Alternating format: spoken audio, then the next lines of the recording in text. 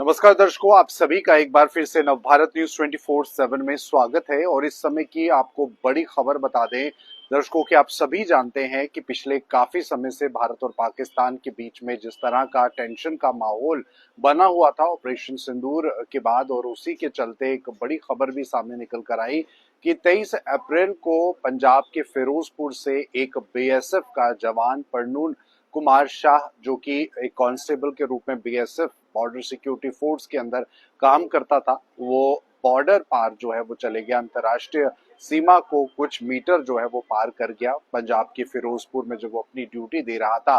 तो ऐसे में पाकिस्तानी रेंजर्स द्वारा उसे जो है पकड़ लिया गया। और उसके बाद जब टेंशन भारत और पाकिस्तान के बीच में एस्केलेट हुई, तो कहीं ना कहीं ऐसा लग रहा था कि पाकिस्तान जो है परनून कुमार शाह को जो है वो नहीं छोड़ पाएगा। और ऐसे में भारत की तरफ से पूरी बातचीत जो है वो पाकिस्तान के साथ चल रही थी।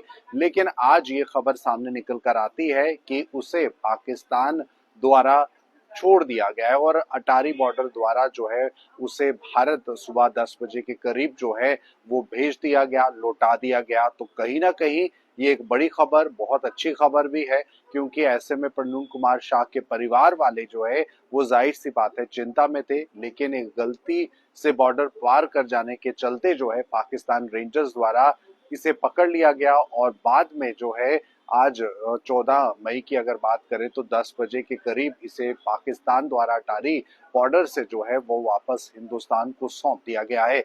ऐसे में पहले भी ऐसी कई बार घटनाएं हुई हैं जब गलती से लोग जो हैं, चाहे वो आर्मी के जवान हो, सेना के जवान हो या आम आदमी हो, बॉर्डर पार कर जाते हैं। लेकिन उसके बाद जिस तरह के संबंध भारत और पाकिस्तान के बीच में पिछले कई दशकों से हैं, तो ऐसे में कहीं ना कहीं पूरी वेरिफिकेशन और जांच के बाद ही जो छोड़ा है वो जाता है, और कई बार बहुत लंबा अरसा भी लग जाता है।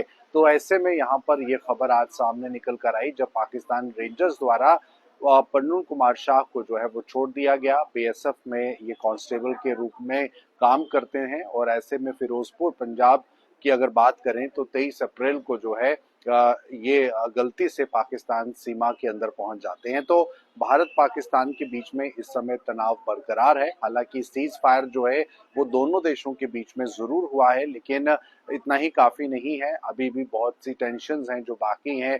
भारत द्वारा पाकिस्तान पर जो प्रतिबंध लगाया गया है, चाहे वो इंडस वाटर ट्रीटी के सहित हो या फिर अन्य टूरिज्म के साथ साथ जो ट्रेड का अगर हम कहें तो जो सैंक्शन है वो कहीं ना कहीं अभी भी इस बात को दर्शाता है कि पहलगाम आतंकी हमले के बाद भारत ने अपनी नीतियों को सख्त किया है। लेकिन इस बीच जो लोग गलती से बॉर्डर पार कर जाते हैं या वहां के लोग हिंदुस्तान में आ जाते हैं, तो ऐसे में पूरी जानकारी और वेरिफिकेशन के बाद इस बात को सुनिश्चित करने के बाद ही उनको रिहा कर दिया जाता है। और जो कि एक काफी लंबा प्रोसेस भी है और काफी ज्यादा डिफिकल्ट भी है, और जिसकी श्योरिटी भी बहुत ज्यादा कई बार कम होती है कि पाकिस्तान द्वारा उनको छोड़ा जाए। लेकिन फिलहाल ये एक अच्छी खबर है। मौजूदा दोनों देशों की टेंशन के बीच में जो अंतर्राष्ट्रीय स्तर की टेंशन है, दो आतंकवादी गतिविधियों को जिस तरह से पाकिस्तान अंजाम देता है, तो ऐसे में भारत के साथ जो तल्खियां हैं वो बरकरार हैं। लेकिन इस बीच जिस तरह से इन कांस्टेबल को छोड़ा गया है वो अपने आप में एक बड़ी बात है। इनके परिवारजनों के लिए भी एक संतोष की बात है, और साथ ही साथ भारत के लिए भी,